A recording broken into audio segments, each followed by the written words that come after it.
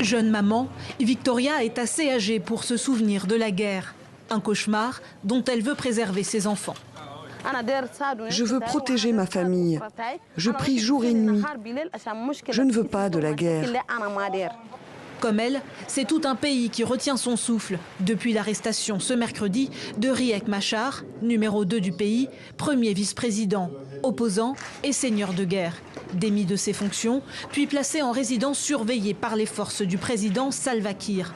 Une décision qui survient après l'attaque de 2 camps d'entraînement de la branche armée du parti de Riek Machar, qualifié d'assaut terroriste par l'intéressé. Nous sommes beaucoup à avoir grandi avec le conflit et on sait que rien de bon n'en est ressorti. Le peuple du Soudan du Sud doit s'unir. On n'en peut plus. Le sang a déjà trop coulé ici.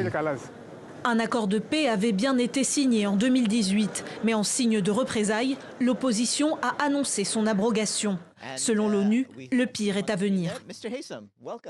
Le Soudan du Sud est sur le point de replonger dans la guerre civile.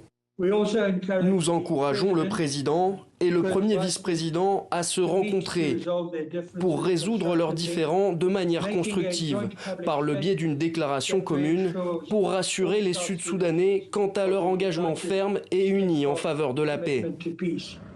Mais la paix est-elle vraiment possible au Soudan du Sud ?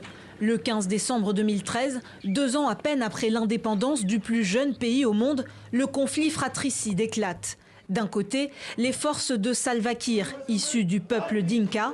De l'autre, celles de Riek Machar, issues du peuple Nouer, les 2 ethnies majoritaires. Partis de la capitale Juba, les combats se propagent à travers le pays, faisant des centaines de morts et des millions de déplacés. Ce jeudi, la MINUS, mission des Nations Unies au Soudan du Sud, prévient qu'une escalade pourrait déstabiliser la région tout entière. Plusieurs ambassades occidentales ont d'ores et déjà fermé leurs bureaux à Juba.